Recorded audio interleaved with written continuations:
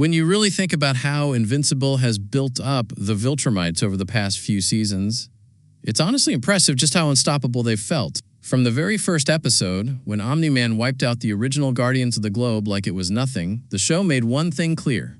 This isn't your typical superhero threat. These are conquerors, predators, a species designed to dominate entire planets without breaking a sweat. And even as the series introduced stronger characters like Alan the Alien or Battle Beast, the Viltrumites still felt like they were operating on a completely different level. But now, in Season 4, Episode 2, the show quietly flips that idea on its head. Because for the first time, we're not just seeing how powerful they are, we're learning how they can actually be killed. And that changes everything. One of the biggest reveals comes with the return of Space Racer and his Infinity Ray. Now, this is something the show teased earlier through Omni-Man's books, but actually seeing it in action is a completely different experience. After being buried under tons of space rock for a century, Space Racer not only survives, but also immediately demonstrates just how terrifying his weapon really is. The Infinity Ray doesn't just break through obstacles, it erases them. And the fact that Omni-Man himself reacts with urgency, telling Alan not to let Space Racer fire again, says a lot. This is a weapon that even Viltrumites take seriously.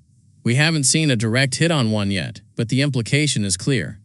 This thing could absolutely injure, if not outright kill, one of the most powerful beings in the universe. Then there are the Sinilac beetles, which might be one of the most unexpected weaknesses revealed so far.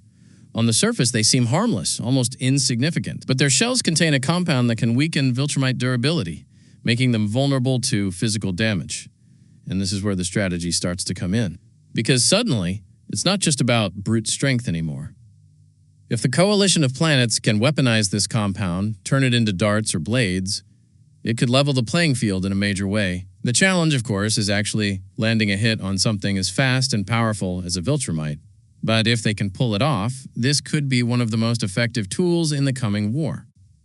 What's even more interesting is the mention of an unnamed alien species that was apparently so dangerous that the Viltrumites chose to wipe them out rather than risk fighting them directly. Think about that for a second. A race so threatening that even the Viltrum Empire didn't want to engage them head-on. According to Omni-Man, these creatures were a legitimate danger to any Viltrumite, which immediately raises questions. What kind of power did they have? Was it physical strength, some kind of biological advantage, or something we haven't even seen yet? Unfortunately, they're extinct now, but the fact that they existed at all changes how we view the Viltrumites. They're not invincible.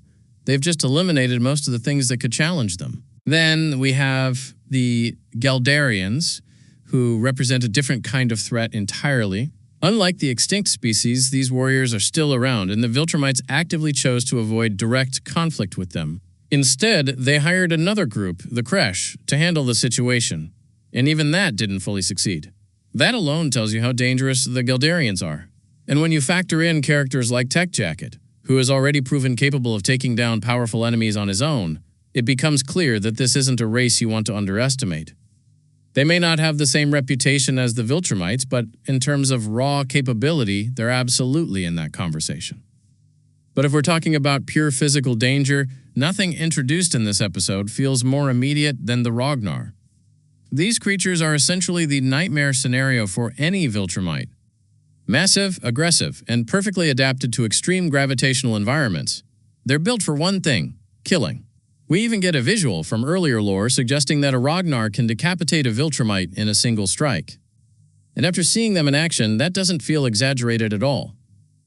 When Alan and Omni-Man encounter them, the situation spirals out of control almost instantly. There's no strategy, no upper hand, just survival. And the fact that Omni-Man, someone who has faced countless battles, essentially accepts death in that moment, tells you everything you need to know. If a group of Rognarr get the advantage, even a Viltrumite might not make it out alive. But even with all these physical threats, none of them compare to what might be the most devastating weapon of all, the Scourge Virus. This isn't just a weakness. It's an extinction-level event. Created by Thetis as a way to stop the Viltrum Empire's brutality, the virus didn't just weaken them, it nearly wiped them out completely. Billions died, leaving fewer than 50 pure-blooded Viltrumites alive. And what makes it even more terrifying is how quickly it works. Once infected, the effects are almost immediate. There's no time to adapt, no way to fight back. It's a reminder that even the strongest species can be brought down by something they can't physically overpower. And now, with the possibility of an even more advanced version of the virus, the stakes are higher than ever. Because if this new strain truly guarantees that no Viltrumite can survive, then it becomes the ultimate failsafe, the final option if everything else fails. And that raises a bigger question. If the coalition of planets has access to something this powerful, will they actually use it?